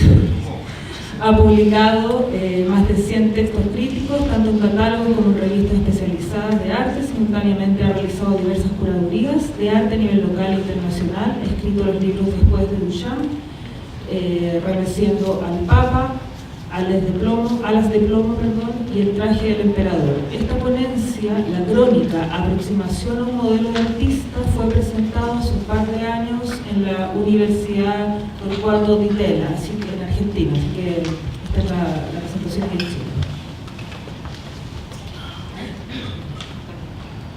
Gracias. Bueno, yo leo bastante más rápido y encima no tengo realmente para leer, para estar como nadándole. El título original es Política, Enseñanza de Arte y Mercado Global en el campo de artes visuales en Chile. Antes que nada, me disculpas por el pretencioso título que se me ocurrió para esta ponencia. Es tan pretencioso y lo ubicado que cuesta recitarlo de corrido. Sin embargo, lo voy a intentar.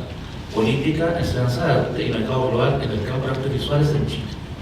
Y Roland Barthes, en su toque mayor esplendor académico, hubiese sido capaz de abordar semejante cuestión de manera mínimamente coherente. Hay que recordar que a Barthes le producía un profundo interés asistir a las conferencias que le llamaban mesas redondas. La mayoría de los títulos de las mayorías de las ponencias, mesas redondas, conferencias, ramos universitarios, tesis universitarias, incluso algunos artículos y libros de reconocida profundidad académica, este título no deja de ser coherente con el arte global. Tiene en común una cierta ambigüedad con el individuo. Disculpa, ¿Pues tú?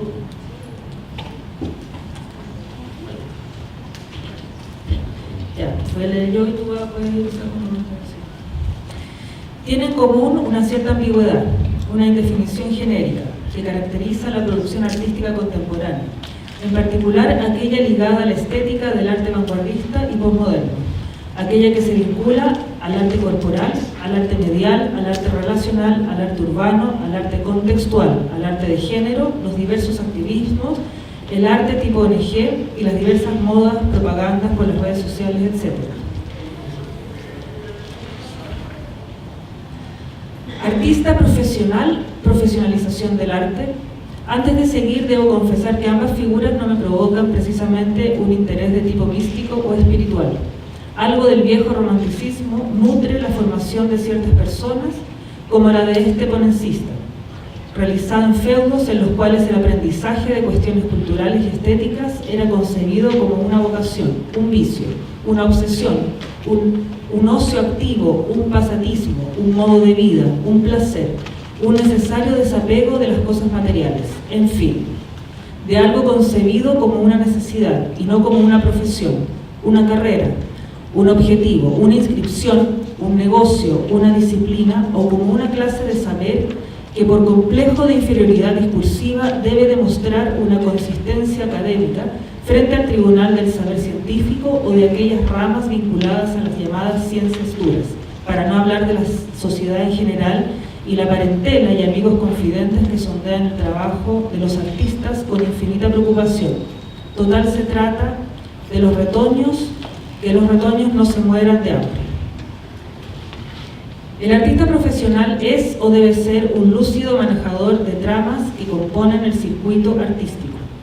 Debe confiar plenamente en las bondades de una obra perfectamente adecuada a los temas de moda que circulan en el contexto del arte local y mundial. Debe tener un programa, nada de improvisación, nada de hipismo bohemio. Debe saber redactar un proyecto, debe vestirse de tal o cual forma, debe tener un contacto fluido con los agentes o intermediarios de su campo de acción profesional.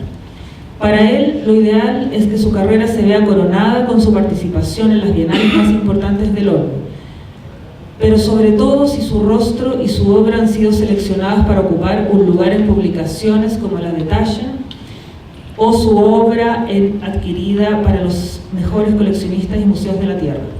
Total, la carrera artística del artista profesional debiera parecerse a la carrera de un tenista profesional. No basta ganar unos años cualquiera, tampoco algún torneo ATP de baja monta. Hay que llegar a las finales de los Super 9 o a las últimas instancias de algún Grand Slam, es decir, el proceso que significa participar en una feria cualquiera a participar en la Bienal de Venecia o Documenta de Casa. Pero ¿qué había antes del artista profesional? De un tipo de artista, el profesional, que se identifica con el arte supuestamente crítico, inaugurado por las vanguardias y que considera que su producción estética es el resultado de una estrategia de mercado, como la carrera de un tenista profesional.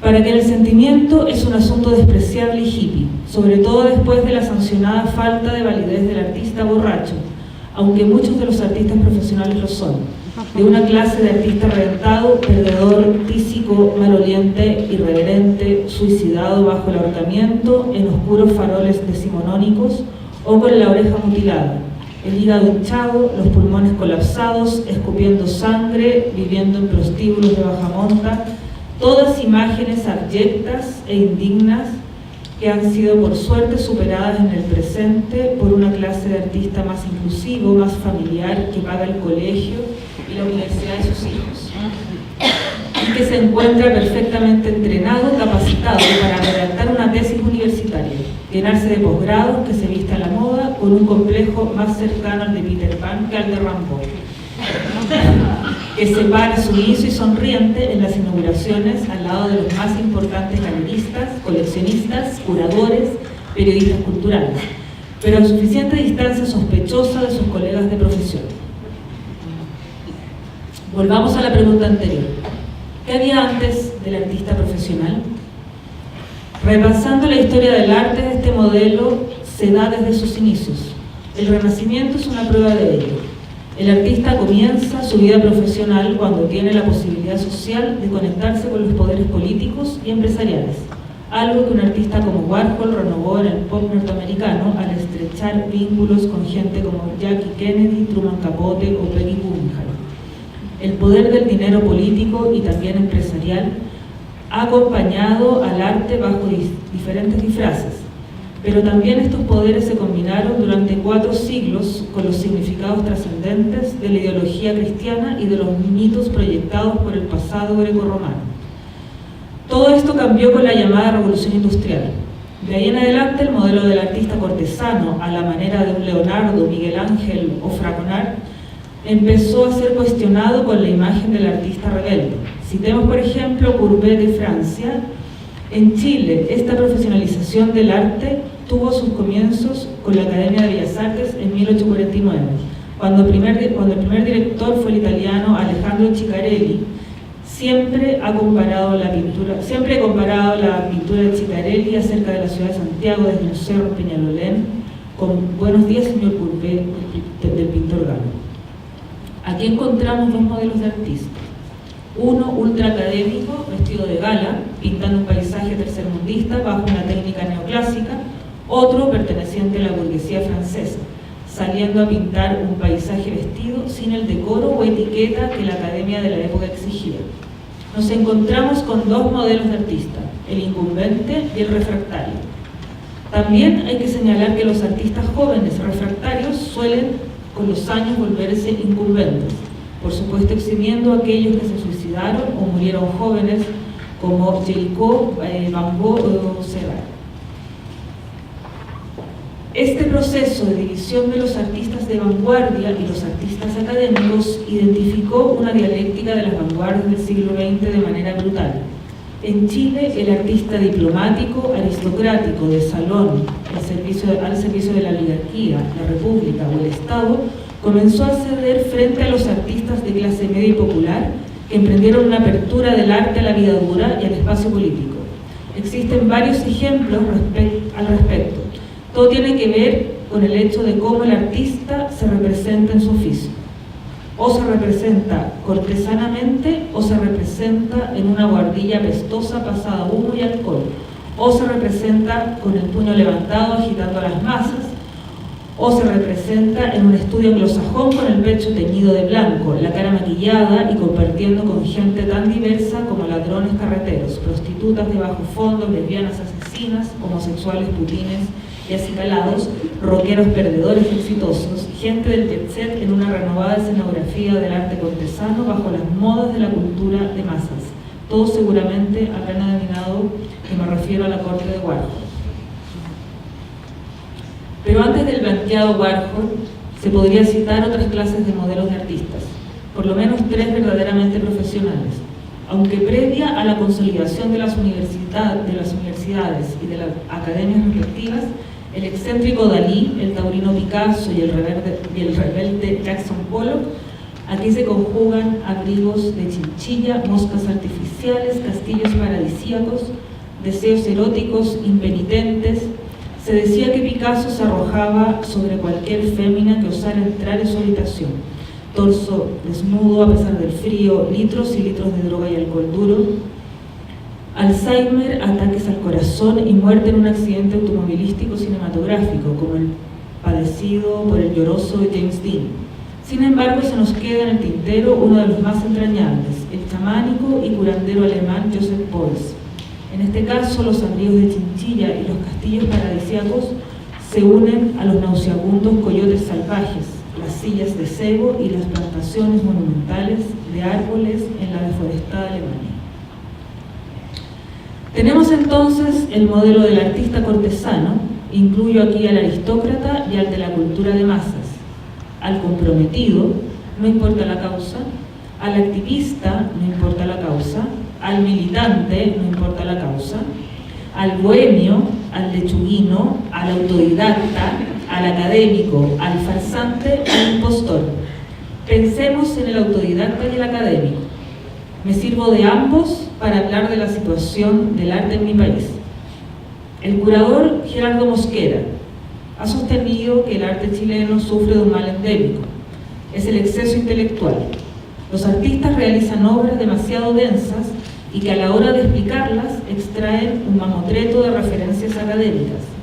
Las razones de aquello, casi la totalidad de los artistas chilenos son universitarios.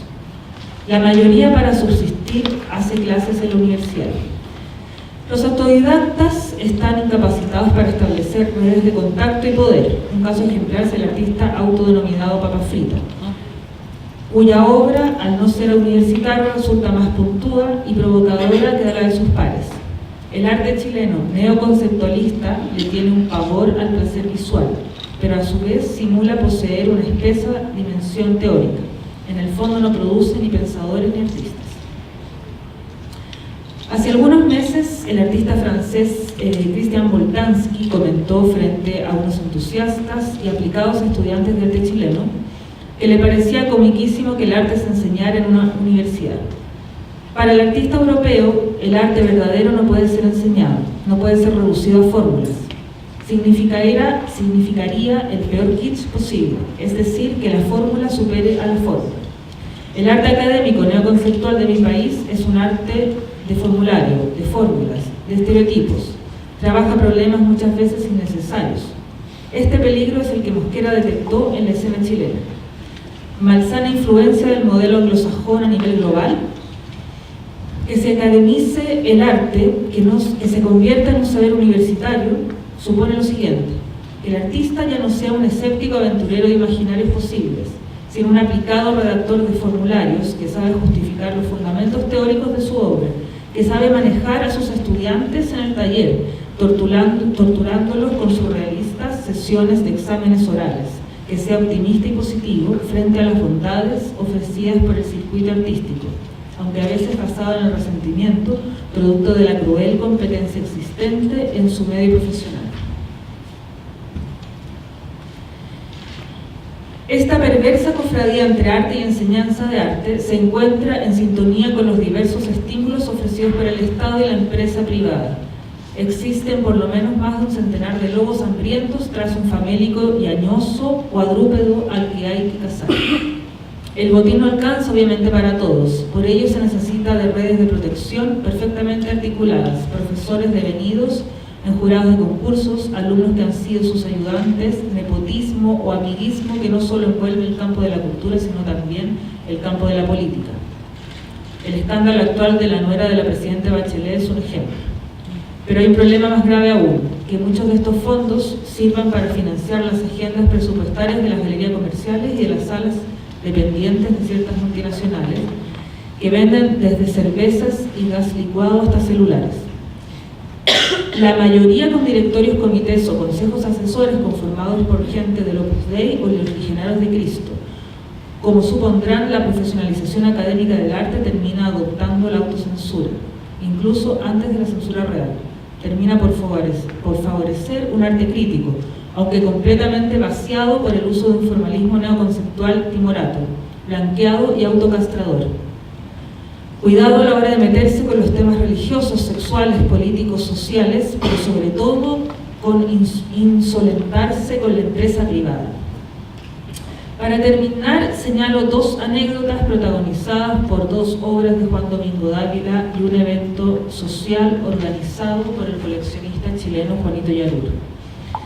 El primero provocó un escándalo en 1994 al mostrar una imagen del prócer Simón Bolívar con rasgos negroides, un buen par de turgentas tetas, caderas voluptuosas y con un gesto manual callejero.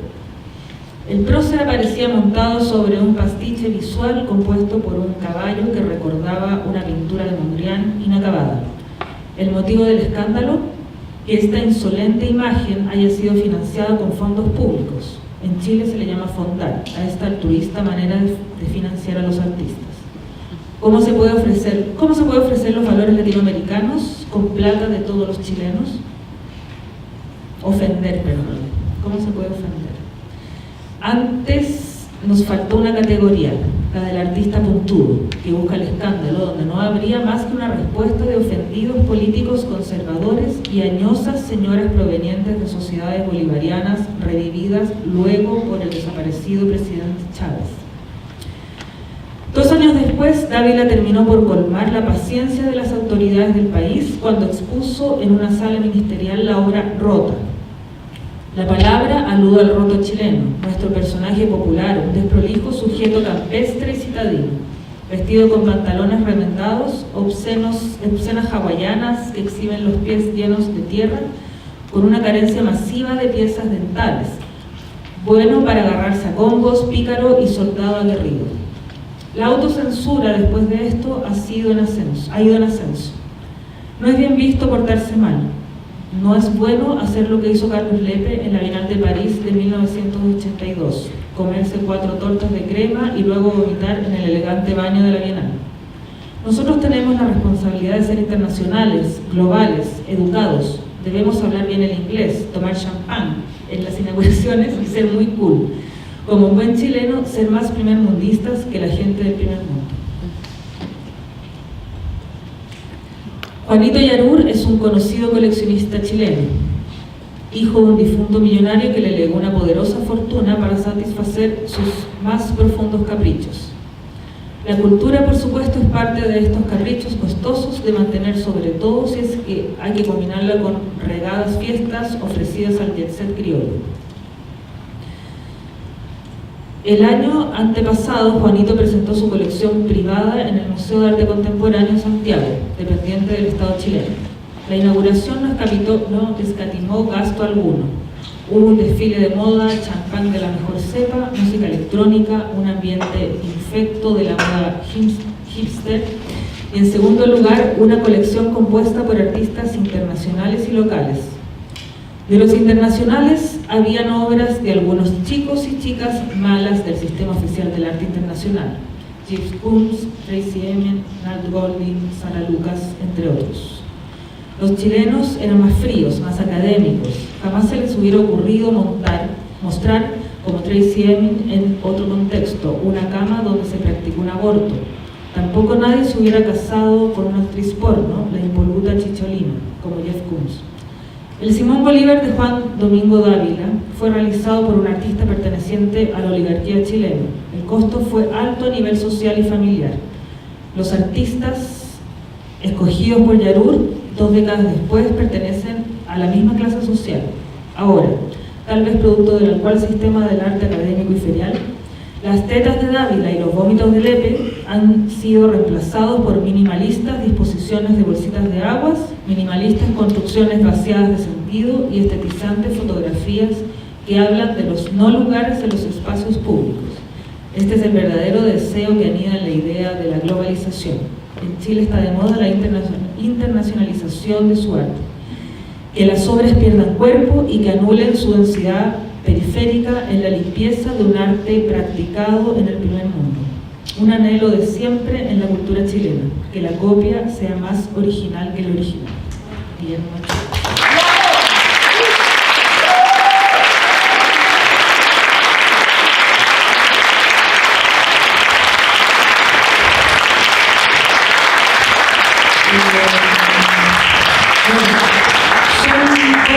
A las 2 tenemos que terminar.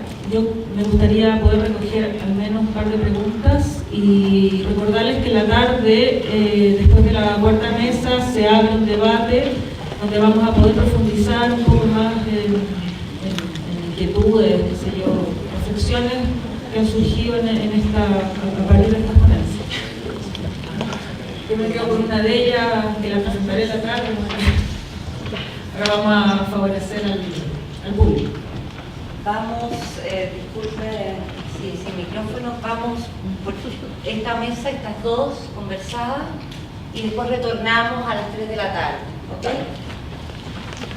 A ver, para Guillermo Machuca, en estos ejercicios de resistencia, ¿hasta qué punto el discurso curatorial supera la consistencia de las obras? Bueno, no se trata simplemente de curatoría, yo no sé.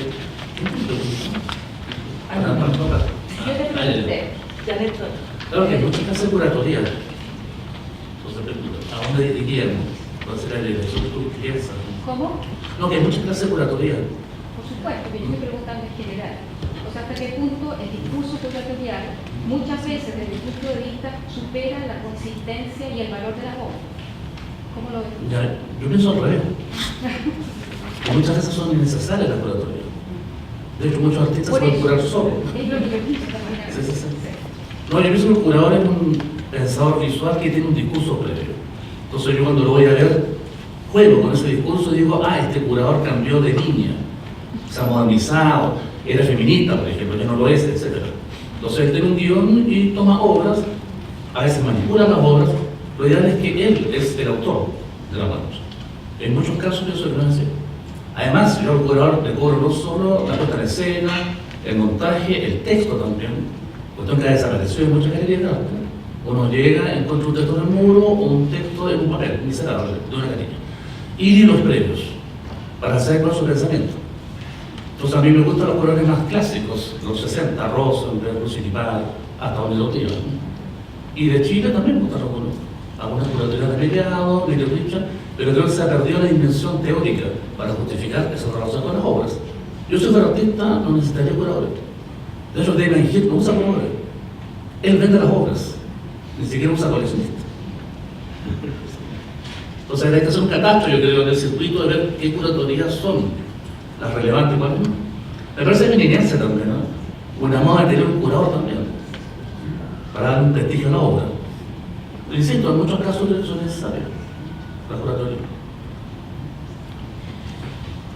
Para Sebastián Valenzuela, ¿cómo incorporas la autoría de las imágenes a la discusión sobre la presencia poética del yo en fotografía o autoría? ¿Qué hizo Rubén? Pusiste dos fotos, puedes estar el resto más, por ejemplo la de lo que se llevó, estaba con Marinello, entonces por ahí está. Pusiste otra foto de Bebel que la saca más raso, porque son dos autores fotográficos. No es como, o sea, y como todas son una performance. Diego, ¿puedes repetir, por favor? Perdón. Que citaste dos obras, digamos, la que viene rápida, que están hechas por autores fotográficos. Pero en el caso de que, por ejemplo, tú hicieras una performance y te saco la foto, de partida sería pésima, pero yo no soy un autor fotográfico, si quedaría lo mismo. Tú dirigirías el asunto. Sin embargo, acá hay autores que están trabajando con otros autores. Entonces, ¿cómo trabajas ese lugar de autoría? Porque tú justamente hablas de un yo que aparece, pero este es un yo que está compartido. Que está con otro yo que tiene el mismo nivel de autoría, no hay jerarquía, Me parece súper buena la pregunta y una vez lo estuvimos hablando con Sebastián Vidal, quien es uno de los, es mi tutor de tesis, así que también es uno de los que le agradezco de mi investigación. Y yo creo que, y tal como le dije a él, creo que depende del caso de los artistas, porque hay trabajos muy colaborativos. Por ejemplo, caso particular, yo siempre pongo que es tanto de las yeguas del Apocalipsis como de Gloria Camiroaga. Jamás podría separar que el trabajo mancomunaba entre ambos. Por ejemplo, en Calendario de Poirot, de Copelo, ¿qué fotografía de Poirot? Yo creo que también, obviamente, hay muchas características, y lo estuvimos hablando mucho con Seba, de que hay fotos de que se nota mucho la mano de Poirot con respecto al manejo gráfico de la imagen. Pero, por ejemplo, en Calendario, y creo combatir eso a muerte, con respecto a lo que leí en los archivos de Copelo, creo que la autoría ahí responde mucho más a que Poirot es un operador y que Francisco Copelo es el artista. Creo que la relación, y como soy tan estructurado, me rijo mucho por cómo los artistas proponen sus proyectos. Entonces yo creo que si es que no logro dar con eso, ahí ya empieza a meterse mi mano en torno a la lectura que le doy a la obra. Pero siempre trato de ir a la primera fuente, que es lo que dicen los artistas frente al trabajo. Creo que en algunos casos se expresa muy bien un trabajo colaborativo entre fotógrafo y artista, y en algunos otros casos son operadores. Y creo decirlo abiertamente que Poirot es un operador. De hecho, en su fotografía se nota que es un operador, más que una persona que propone cosas. Gracias, Sebastián. Y la última pregunta para Claudio. Pensando en que el activismo en la calle conlleva riesgos que implican poner el cuerpo de alguna manera, individual y colectiva, a las convicciones, ¿cuál es el aporte de una exposición que busca la mímesis social, pero dentro de un espacio controlado como la galería, ubicada en el epicentro de estas manifestaciones? ¿Qué trae de nuevo una curatoría que replicó a lo que los estudiantes activistas feministas ya señalan desde hace bastante tiempo?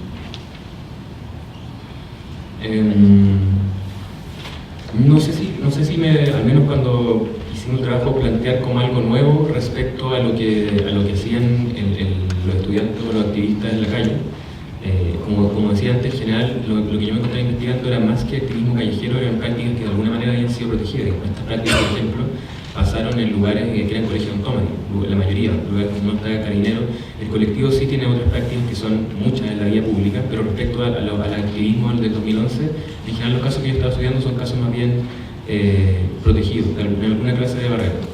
En segundo lugar, no sé si tampoco medir una exposición artística con respecto al activismo callejero o una manifestación social siempre va a salir perdiendo una exposición artística. Dentro de los mismos textos que pasaban en el Encuentro Hiperreal del 2011, hay un texto teórico de uno de los participantes que su epígrafe, en la frase de otro de los artistas de ahí dice: ¿cómo iba yo a seguir pintando si fuera había una marcha? Y ante el imperativo de una marcha, digamos, siempre habría que dejar de hacer arte, por así decirlo. No hay comparación ética, digamos. Lo que yo creo que pasa en una galería y lo que yo creo que pasa, y por eso me interesan esos espacios protegidos, que justamente en la galería hay cosas que en la calle o en esos espacios incluso marginales no pueden verse. Cosas que solo hay sentidos, digamos, que solo en alguna clase de resguardo, en alguna clase de privilegio del arte pueden aparecer. Fuera de esos privilegios no existen, porque fuera de esos privilegios son actividades de segundo orden, digamos.